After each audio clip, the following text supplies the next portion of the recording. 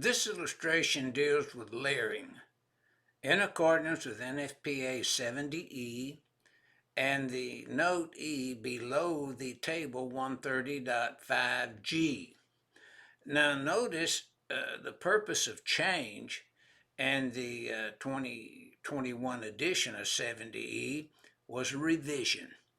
And this revision, was made to E below table 130.5G to address the arc rating of the outer layers in more detail.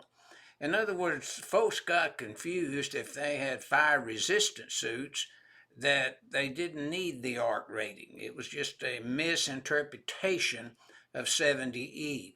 So they wanted to clarify that both was needed. Your arc resistant, flame resistant, arc rated type PPE type equipment was needed. Now, notice that the factors in selecting the type of clothing, you select for inside layering or outside layering, or maybe both. But notice shirts, pants, coveralls, jackets, parkas, things of this nature can be used for your outer layering, in some cases maybe inner layering.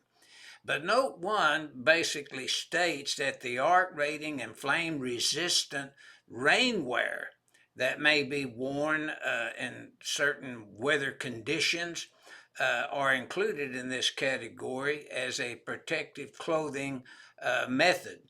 Now, the other boxed in information with a title head, Conditions of Use in Determining Protective Clothing, is layering, outer layering, inner layering, as you see stated here. But the outer or inner layering should not interfere with your flexibility to maneuver and have full control of your arms, for example, your fingers and so forth, hands. Fit properly. Don't fit so tight that you do not have this flexibility of your members. And of course, it should cover as required in NFPA 70E so that no parts of your body would receive more than a second degree burn, as previously stated, 1.2 calories per centimeter squared. The fine print note, clothing and equipment, that is based on the degree of exposure shall cover associated parts of the body and all normal apparel that is not arc rated while lying movement and visibility. Now, notice that men and women kind of objected not to be able to wear an engagement ring. So they have, the non-metallic engagement rings and wedding bands and so forth.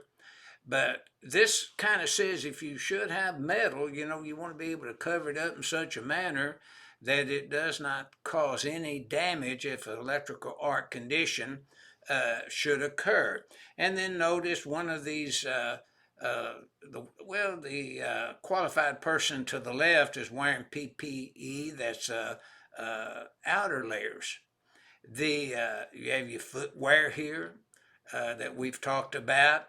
We said that the PPE layering that you use, the Annex M goes over the listing of such equipment, so it's a listed inner and outer layering that you're using.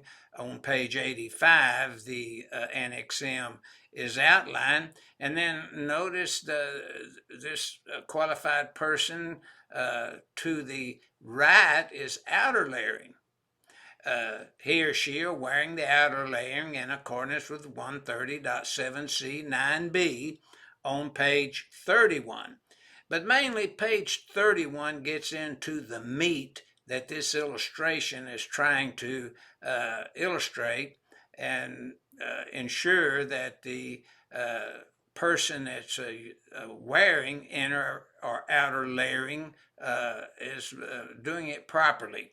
And then if we review the footnote E now, that is below your table 130.5G, then it goes into requirements of your layering when you're using that table. Now remember, table 130.5G, you've calculated either 12 calories per centimeter squared or less and selected your equipment, or you've calculated over 12 calories per centimeter squared to select your equipment from that table.